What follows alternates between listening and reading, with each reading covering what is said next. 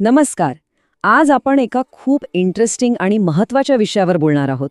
तो म्हणजे केंद्र आणि राज्य सरकारांमधले प्रशासकीय संबंध. आता हे नाव ऐकून थोडं जड वाटेल, पण खरं तर ही तीच सिस्टम आहे जी ठरवते की आपला देश कसा चालतो. म्हणजे हे दोन्ही सरकार एकत्र मिळून कसा काम करतात याचं हे सगळं गणित आहे. चला तर मग हे सगळं सविस्तरपणे समजून घेऊया. तर या चर्चेत आपण 5 मुख्य मुद्दे बघणार आहोत. सगळ्यात आधी हे प्रशासकीय संबंध म्हणजे नेमकं काय याची ओळख करून घेऊ. त्यानंतर केंद्राचं राज्यांवर नियंत्रण कसं असतं आणि त्यांचे स्पेशल पॉवर्स काय आहेत ते समजून घेऊ. मग आपण राज्यांची भूमिका काय असते यावर नजर टाकू आणि सगळ्यात शेवटी या पूर्ण व्यवस्थेचं महत्त्व काय आहे यावर बोलूया. चला तर सुरू करूया. चला सुरुवात करूया आपल्या पहिल्या मुद्द्यापासून, प्रशासकीय संबंधांचा परिचय. कोणताही विषय समजून घ्यायचा असेल तर आधी त्याचा पाया पक्का करायला हवा, बरोबर ना?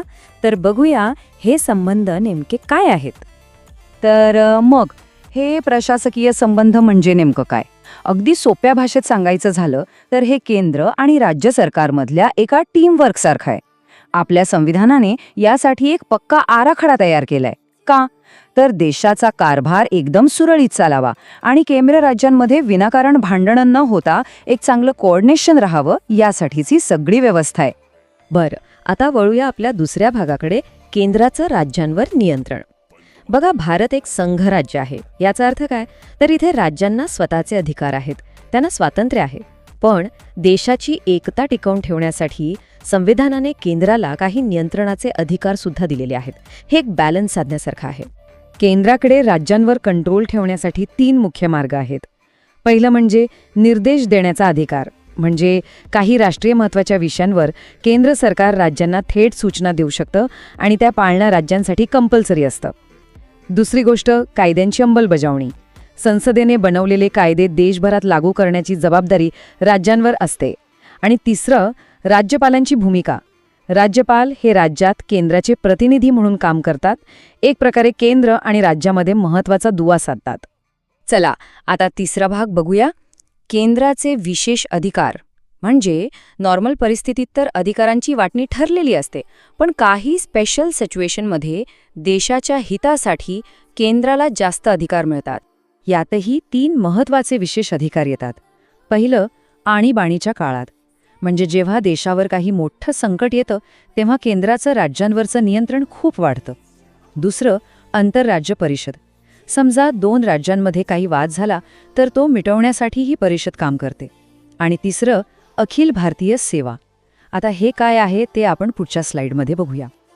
अखिल भारतीय सेवा याचं उत्तम उदाहरण म्हणजे IAS आणि IPS अधिकारी. यांची निवड केंद्र सरकार करतं, पण हे अधिकारी काम कुठे करतात? तर वेगवेगळ्या राज्यांमध्ये. याचा अर्थ काय की ते एकाच वेळी केंद्र आणि राज्य या दोघांनाही जबाबदार असतात. आणि या सिस्टममुळेच संपूर्ण देशाच्या प्रशासनात एक सारखेपणा आणि एक उच्च दर्जा टिकून राहतो. आत्तापर्यंत आपण केंद्राच्या अधिकारांबद्दल बोललो, पण प्रत्येक नाण्याला दुसरी बाजू असते, बरोबर? तर आता आपण बघूया राज्यांची भूमिका आणि त्यांच्या जबाबदाऱ्या काय आहेत. राज्यांवरही काही मोठ्या जबाबदाऱ्या आहेत. जसं की केंद्राने केलेले कायदे आपल्या राज्यात व्यवस्थित लागू करणं, देशाच्या हिताच्या कामात केंद्राला पूर्णपणे सहकार्य करणं आणि सगळ्यात महत्त्वाचं, आपापल्या राज्यात कायदा सुव्यवस्था सांभाळून कारभार सुरळीत ठेवणं. हे संबंध काही एकतर्फी नाहीत, तर ही एक पार्टनरशिप आहे. हे संबंध आपण एका त्राजूसारखे समजू शकतो. एका पारड्यात आहेत केंद्राचे अधिकार, जसं की निर्देश देणं, विशेष अधिकार वापरणं, राज्यपाल नेमणं, तर दुसऱ्या पारड्यात आहेत राज्यांच्या जबाबदाऱ्या, कायदे लागू करणं, सहकार्य करणं आणि प्रशासन चालवणं. आणि याच बॅलन्सवर आपल्या देशाचा कारभार यशस्वीपणे चालतो. आणि आता आपण आलो आहोत शेवटच्या टप्प्यावर, ह्या सगळ्या संबंधांचं महत्त्व आणि निष्कर्ष. ठीक आहे, ही सगळी व्यवस्था आहे, पण ही आपल्या देशासाठी इतकी महत्त्वाची का आहे? चला हे समजून घेऊया. ह्या रचनेचे खरं तर 3 मोठे फायदे आहेत. पहिलं, यामुळे केंद्र आणि राज्यांमध्ये एक चांगलं कोऑर्डिनेशन राहतं. दुसरं, जबाबदाऱ्या वाटलेल्या असल्यामुळे प्रशासन जास्त कार्यक्षम म्हणजे एफिशियंट बनतं. आणि तिसरं, जे सगळ्यात महत्त्वाचं आहे ते म्हणजे यातून आपली राष्ट्रीय एकता टिकून राहते, कारण संपूर्ण देश एकाच प्रशासकीय धाग्यात बांधला जातो. म्हणजे थोडक्यात काय तर ह्या प्रशासकीय संबंधांमुळे केंद्र आणि राज्यांमध्ये सहकार्य आणि नियंत्रण यांचा एक जबरदस्त बॅलन्स साधला जातो. आणि ह्याच बॅलन्समुळे आपल्या इतक्या मोठ्या आणि विविधतेने नटलेल्या देशाचा कारभार प्रभावीपणे चालतो. पण जाता जाता एक महत्त्वाचा प्रश्न आहे. आजचं जग खूप वेगाने बदलतंय, ग्लोबलायझेशन आहे, नवीन टेक्नॉलॉजीची आव्हानं आहेत.